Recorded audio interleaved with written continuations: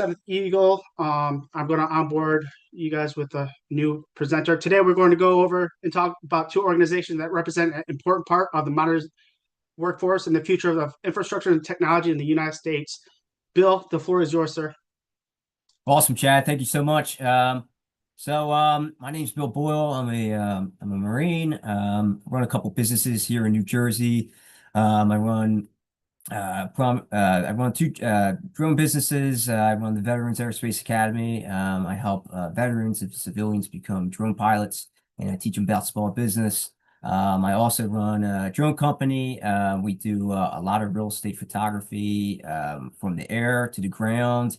So we're having a lot of success with that. So we kind of want to, in our academy, we want to, everything that we have learned, everything that we're doing, we want to kind of pass that on and love helping out veterans. I'm a mentor here at Seven Eagle and a couple other groups. And I also got on my man Audie. He is a Marine officer, retired. He works for Vermeer. Is that how you say it, Audie? Vermeer? Vermeer. Vermeer, okay. And he's doing a lot of stuff, a lot of cool stuff with drones. He's got a lot of opportunities for drones, so he's looking to fill a couple slots. And he's doing a lot of great stuff as well. I guess Audie, do you want to say some stuff that you're doing and the company that you work for and what you guys do? Sure, Bill. Thanks. How long do you want me to go for right now? Hey man, floor is yours, man. Uh tell me everything you're doing, all the opportunities that you guys got. I know you guys are doing a lot of cool stuff. Sure. Yeah. So nice to meet you guys. My name's Audie. I'm a former Marine low altitude air defense officer.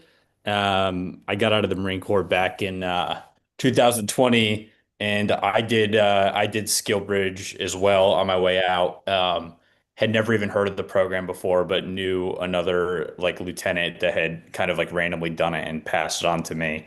I was just telling Bill before we hopped on this call that I don't, I genuinely don't think I would like have the career that I've gotten into if I hadn't like taken a leap with SkillBridge. So I'm like a huge advocate and evangelist for it. Um, I'm actually currently in Ukraine right now. I've been working here in defense tech for a couple of years. There's a lot of really cool opportunities, like Bill said, to be in this space at the moment, if that's something you're interested in. I know when I get out of the military, I wasn't actually sure if I like wanted to go into defense. I was like pretty pretty heavily considering going to law school, and I kind of just did my skill bridge at a company called Shield AI, and just kind of ended up in defense tech, which is pretty exciting. Bill, do you want me to stop there, or should I start talking about Vermeer? Yeah, yeah. Tell me, Vermeer. So how big are you guys? Maybe how many pilots do you guys have? What's all the services that you guys offer? Sure. So I work for a company called Vermeer. We do computer vision navigation for drones. So if you think about like operating like a drone in like a GPS or like communications denied environment, where you don't have the ability to communicate with that platform, we use AI to navigate autonomously.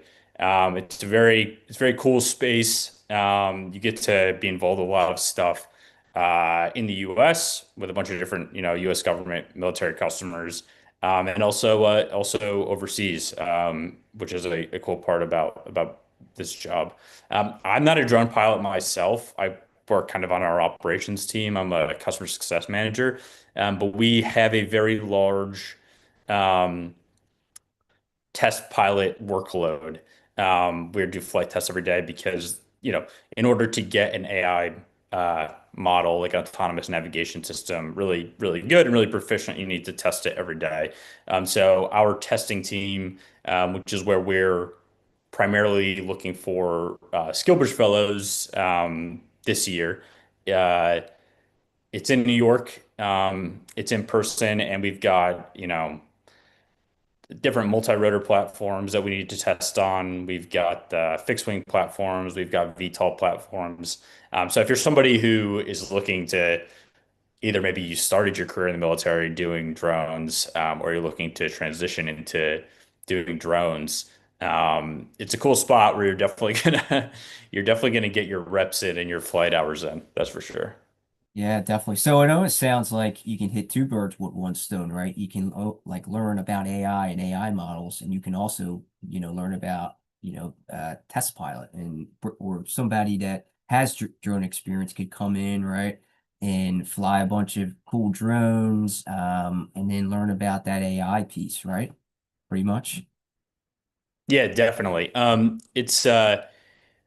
You know, it's a lot more than just being a pilot. It's like all you guys know, like being, an NCO or being an officer, like it's about the planning. Like you have to learn how to like, schedule airspace time, like do the proper planning and put the processes in place for this to be successful. So it's a lot more than just about your skills on the sticks of a drone.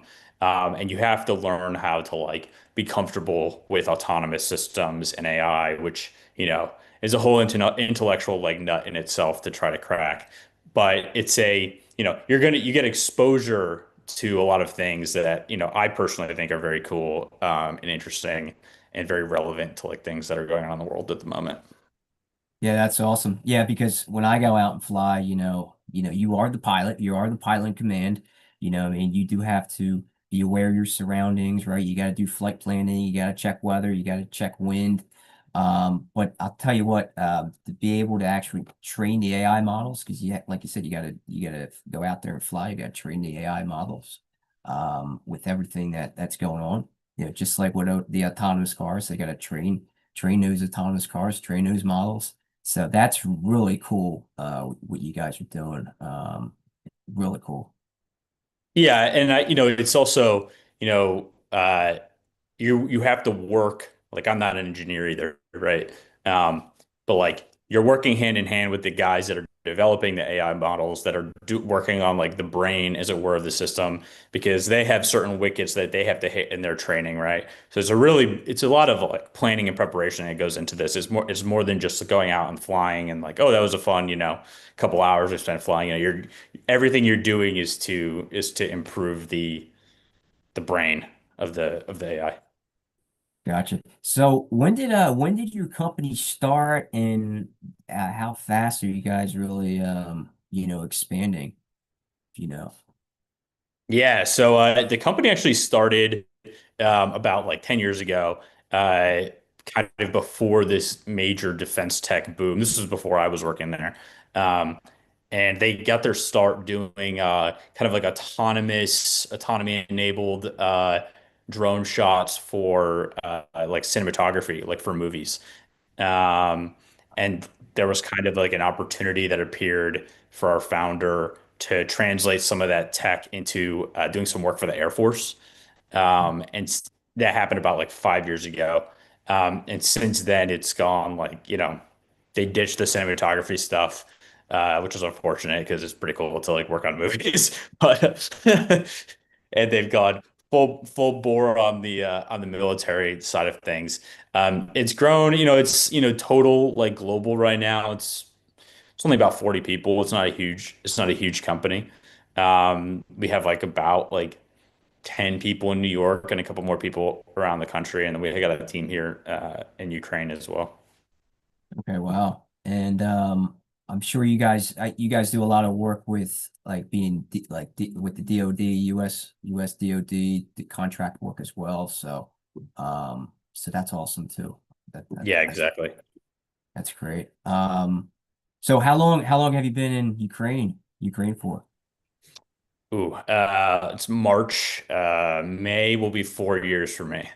It Wow. wasn't all with Vermeer. I did a bunch of other stuff before I joined Vermeer, but it's been a long time. I go home twice a year to like see my parents and my friends and stuff. But yeah. Wow. Wow, that's incredible. That's incredible, man. So what's your kind of what's your goals? Where do you want to be in 10, 20 years? Kind of in the industry, and how do you see the industry growing? I think it's where do I see myself? So right now I'm doing customer success, right? So like if you don't know what customer success is because you never like heard of it before, it's kind of like the way I view it. I've done it for multiple defense companies. You're kind of like the link between like the engineers that are building like the technical complicated stuff for the military that might not have ever been in the military. And then there's you, and then there's like the soldier, marine, airman, sailor, whoever. And you have to like try to translate like this highly complicated technical stuff into like marine speak. I know you and I can say that, Bill, because we're Marines, like, you go from like eating crayons 1 minute to using like advanced artificial intelligence. It's like you got to have somebody in the middle translating that. So, customer success is about like making sure that the person at the end of the day, who in defense is a service member, they can actually use this like highly complicated system. And for me, that's always been like appealing to me in this industry. I kind of fell into it, but it's a fun job that like has you like you spend a lot of time in the field, spend a lot of time in the military. You're not in the military, so you don't have to deal with all the BS that, that those guys have to do. But it keeps you engaged. And I think there's room for growth there, and like if you want to move more towards like the product management side or like on into strategy or like get an MBA, try to there's a lot of ways to advance your career, and it's an industry that is just like absolutely enormous right now. And it's pretty interesting. Yeah, definitely. So with some of the openings that you guys are having that are coming up, what kind of experience are you looking for in some of these roles and maybe some certifications or some of the equipment that you guys are using? Yeah, I think so right now for these like open the test pilot roles we have, um, if we were hiring kind of like somebody outside of like a skill bridge, like if we were just say like, hey, this is, hiring someone full time immediately, there'd be like more experience that we're trying to fill out. Like we would want them to have experience with like group one, group two, like different types of fixed wing and VTOL. Um, the expectations, it was the same for me when I did my skill bridge program at Shield AI, what was that, however many years ago that was, 6 years ago. Um, there's more allowance for like skill bridgers to be like, hey, we know what these guys are bringing to the table as transitioning military, like uh, now we try to help them like fill in the gaps in terms of like how to be a part of like the private sector, be a part of a business. Um, but there are kind of like some hard things like for us right now, like if you wanted to come be a test pilot for us, even as a skill bridger, like we'd want you to have like a Part 107 license. We'd want you to have like some experience doing like at least like basic flight, like familiarity and comfort with like multi-rotor. And then, because we are committed to making sure that like our skill bridge fellows have the opportunity to pursue like full-time employment with us in the future, that would be more like there'd be some more like developmental training there and be like, okay, we feel really great with this person. They just left the military. They're pretty comfortable on the sticks, but maybe they don't have the experience on like VTOL or fixed wing. That's when we would provide some more training, and that's different than if we were like I said, like trying to just hire someone immediately. We would be kind of expecting them to already have that experience. Gotcha. And for me, like getting my Part 107, I felt like it was fairly easy. It's a lot of regulations. I'm sure like a lot of regulations, a lot about whether, you are the pilot in command. So for me, I tell like a lot of my students, a lot of people I help out, you can literally be a drone pilot in 30 to 45 days, but what's after, getting that pilot license, right? When you're taking the FAA test, the Part 107 regulation test, there's no, let's go outside and fly something, right? It's kind of all, looking at maps and looking at regulations, looking at weather, everything that's kind of practical to the regulations. Because if you don't follow the regulations, right, you can get arrested, you can get somebody hurt, you can get, destroy your equipment. So it's really, proper that when you go out and do a job that you can say, okay, it's 30-mile-an-hour winds right now. My drone can only do 20 or 25-mile-an-hour winds, wind speed, right? Like stuff like that. Like, hey, it's, really foggy today. There's no visibility, let me go out and fly. It's like, no, like, you have to look at, you're a pilot. You have to look at, your flight paths. If there's a VIP in the area, right? You're trying to get flight approval, you have to look at that and say, listen, we can't fly today. There's a VIP, we can't get approval. So certainly near airports, running into other aircraft. So that's really kind of the point of the getting the pilot license and then mastering those skills after that. And that's something that I have experience and I do. And it's stuff that can get you into great companies like where Aldi works and all that. Sean, you got a question? I see. Yeah, I was just kind of curious. My ears perked up when I heard you guys talking about weather. What type of weather support do you guys typically get? Is it a one? Is it a dash one? Do you guys have a MEF or do you fly off a verbal? Are you asking for me or for Bill? Um, I guess whoever has the answer to that. So you're asking in terms of, I'm sorry, in terms of weather, the, I'm sorry, What type dash of one. Yeah. yeah, do you fill out a 175-1 for the verbal or for the weather briefing? Or Yeah, that I'm not really familiar with. Just basically like basic weather, looking at basic weather, like I have a wind app on my phone. I look at wind. I just look at just weather, like even the what I call METARs for, looking at the different stuff that's getting issued out, looking at that information as well. But like for me, I look at just basic weather. And in the FAA, when you go through your Part 107 test, it's just basically basic weather, looking at stuff like that. Um, okay. how about you, Sean? See, you got a question? Yeah, hey, how you guys doing? First, thanks to both of you guys for coming on and chatting with us today. So, I'm Navy P8 and MQ4 instructor pilot background. So, I was just curious if you guys have worked with any like Reaper Global Hawk pilots transitioning to the smaller Group 1, Group 2 side of things, and how easy that transition is, and then also for Audie, if the pilots in your company are only based in New York. I know you said you had some people around the country. I was wondering if the flying was only done in New York. Yeah, I can go first, Bill. Yeah, thanks for the question, Sean. I have met a Global Hawk pilot who successfully transitioned into doing sort of like a consulting role.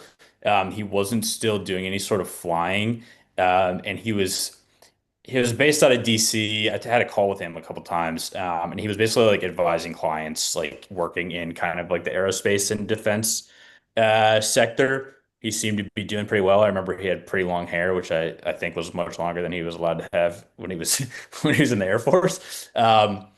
As far as our piloting roles, I mean, right now, all of our for like pretty much all of our kit, like our headquarters, is in New York. Um, that's where all the testing and like physical preparation. So like, we have software developers that might be like in Colorado, but as far as like all the hardware requirements, like that's pretty much done for our testing in New York. And then out like, if we're going to like, Fort Bragg or whatever, like wherever the customer is. I don't think we have any test pilots like living outside of New York at the moment. Gotcha. Thanks.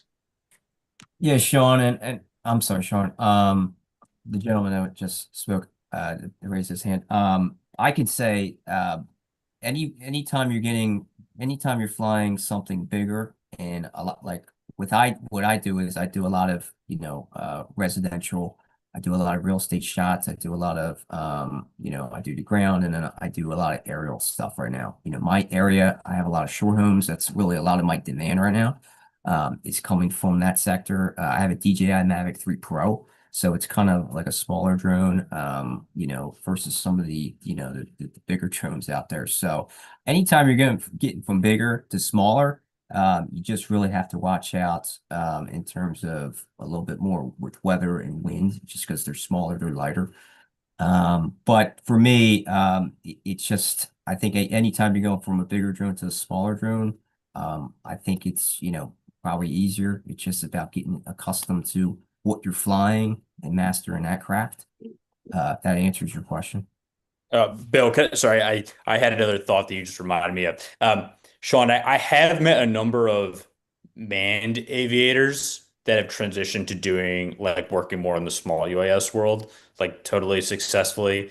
I think, yeah, everything Bill said, like as far as like, understanding the differences in the airframe, but as far as like pivoting from like a large manned aviation to, smaller UAS kind of thing.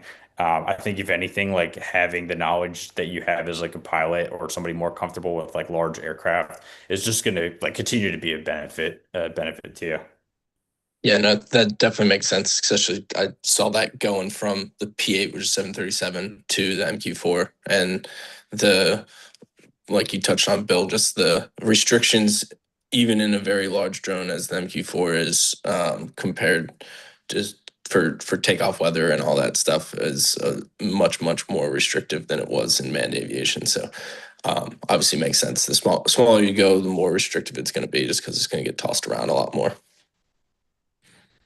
Yeah, yeah, and now they're flying drones in houses. They got PV drones. I mean, they got some crazy stuff going on. Now I'm having clients ask me, "Hey, can you fly this drone in my house?" And I'm like, "Well, let me get now. I gotta buy, let me get a smaller drone now. Let me pivot, So now I'm getting more demand with that. So I have to school myself up with flying in someone's home. So. Gotcha. Thank you, guys.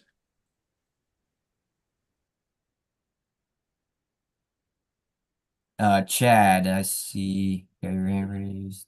Yeah, I got a quick question. Are you just small drones, or your heavy drones too, or big drones, or just what kind of? Where do you guys? What's your avenue, or is it both? For specifically for like our testing fleet or for like our customers. Your customers. Customers is primarily like what here in Ukraine we would classified as like deep strike. So like longer range, like group three type platforms. So If you think okay, about like if you know, like I'm sure you guys all read the news, like Project Lucas, like the Lucas drone, just kind of like the American version of the Shahed. Like if you mhm. think of those types of systems, that's kind of like our bread and butter. But we're not prohibited like in any way, technically or otherwise, from working on smaller systems. That's just usually like the more like interested customers that we have are doing those types of like longer range systems. Okay. I didn't know if you do a launch and recovery and you pass the handoff to like back to New York or something like that to control the operations of that. I didn't know if you did Oh that. no, yeah, no, all of our like we have like when not to totally derail the conversation. We build a component, right? So like well what our system does is basically just like replace GPS with like a computer vision system instead. So like the customer pilot is like still the pilot. What we have Okay. in New York is like, totally separate from what our customers do. And then my follow-up question, how do you get your spectrum certifications for those frequencies or in Ukraine? You just piggyback on military for the US forces allocation for frequencies? Or how do you guys go about doing that? In New York. Or no, in Ukraine. Oh, in Ukraine is kind of the Wild West in terms of that. Oh, gotcha. I don't know if you want to do on blue and you guys are like, what the heck? And then you fall out of the sky or something. No, there is. We work with like local like fixers and military that help us get like testing range and stuff here. Okay. Aaron, what's going on, my man?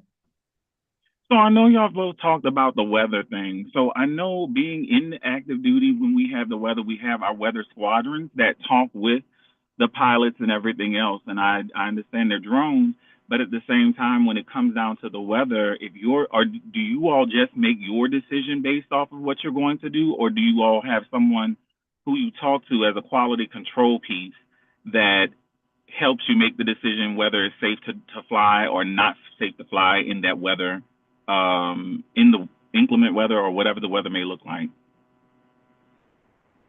Yeah, I know when like I go out and fly, I have it's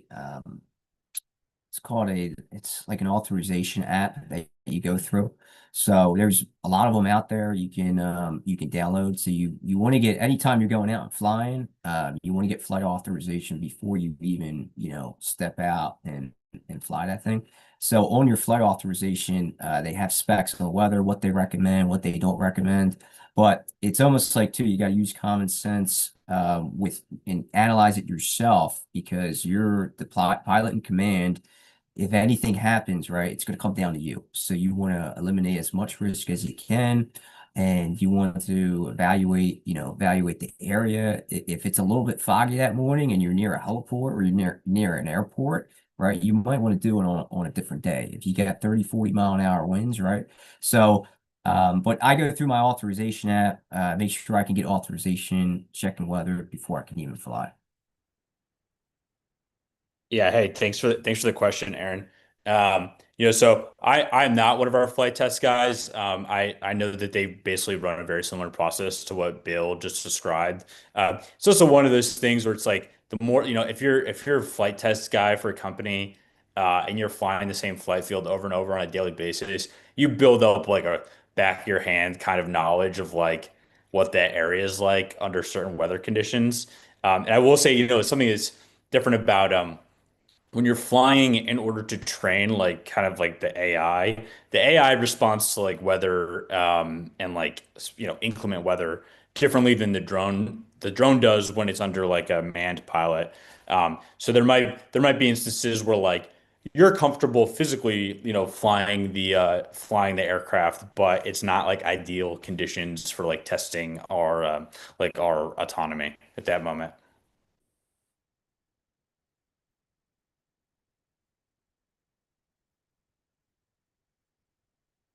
Lenny, what's up, my man? Hey guys, how's it going? Thanks for coming in and taking my question. I sent you both a LinkedIn request, connection request. So my last unit was the 371st Special Ops Training Squadron at Herbert Field. We have a uh, small UAS training cadre. We mostly just do Category 1 type aircraft.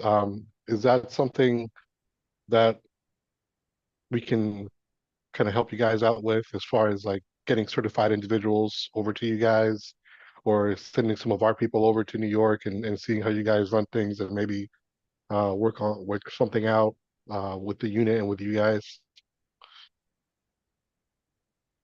So you're talking about like outside of Skillbridge, like as part of your unit, like being interested in this?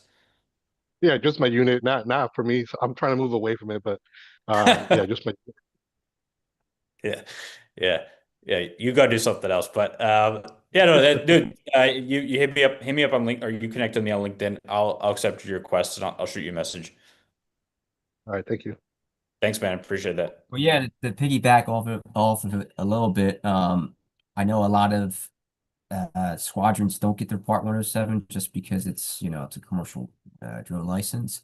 So that's definitely something that, if anyone that wants to get into drones that's transitioning out, you want to get your Part 107 so you can hit the ground running, certainly when you get into, the civilian sector. And even if you're working for yourself, if you're doing paid work with a drone, it's illegal, right? If you don't have your Part 107, it's illegal to do that work and get paid for it. So you want to keep in the regulations, you want to, get your license, you want to stay legal.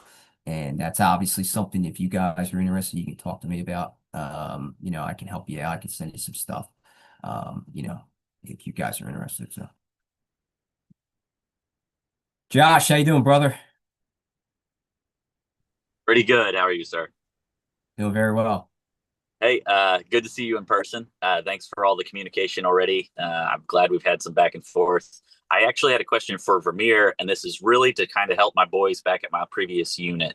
But how does Vermeer make sure its technology meets the government requirements for like security, sourcing, and fielding for the defense customers? Are you talking about like supply chain and then like Yes, yes, yeah, security? yes. Um, you know, we're NDAA compliant. That's like a requirement. Like, Yeah. for us, like selling to the U.S. government, who's like our primary customer. Um, as far as cybersecurity, we have a great guy, retired U.S. Army Sergeant Major, coming from one of the cool guy areas of the Army, who kind of spent like a bunch of his most recent years in the military doing cybersecurity stuff for like uh some type of effort that was like a joint like public-private partnership kind of thing. So we scooped him up like right when he was transitioning out of the army, and he's the one that's like our like CMMC compliance cyber wizard type of guy. I don't know if that was the question you were No, asking, no, Josh. that's along the lines of where I was going. I just wanted to verify, like, or not verify, but if I was going to pass your information on to my previous unit, I wanted to make sure that like there's actual. I'm sorry, I don't mean to say credibility, but like I want to make sure that I'm not passing them bad information. So I appreciate Oh, it, and also no. I sent the LinkedIn request, so hopefully we can talk soon. Okay, yeah, for sure. Yeah, yeah, we'll talk about it later.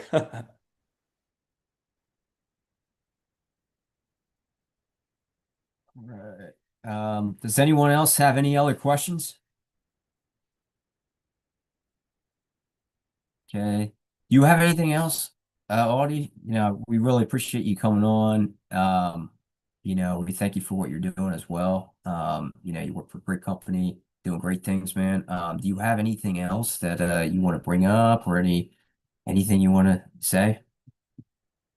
No, I just I wish you guys all good luck. I had good luck with my skill bridge, and I genuinely like credit it with like me not falling flat on my face when I got out of the Marine Corps and like actually like being able to transition into like a life. But also like don't forget to tell your friends who are still in the military to do skill bridge when they're on their way out and like pass the or share the love, because it's like it's crazy to see the difference sometimes between people that take advantage of this program and some people that like don't, and then they're just kind of stuck like twiddling their thumbs like, what do I do now? It's like, oh yeah, you probably should have skill bridge. Yeah, and that's why it's got bridge in the word seal bridge, because this way you can, you got a military career that you're ready to get out. Now you can freaking bridge that, right? And not lose that pay, not lose that experience, get into a good role. And if you don't like what you're doing, you can always pivot. But at least you got options. You want to have options when you come out. You don't want to just be, sitting sitting down, not doing anything and not progressing, right? You always want to be, reaching and progressing forward. And that's why it's great. Like I didn't even know, first time coming off active duty, I didn't even know about these groups. I mean, I wish somebody told me. So I think you guys already have a leg up, knowing about these opportunities, being in a skill bridge group, like Seven Eagle, and, listening to these great opportunities. So it just gives you options. But Uh, but yeah, yep. oh, sorry, Bill. I was gonna say before we hop off, or yeah, my LinkedIn is in the chat.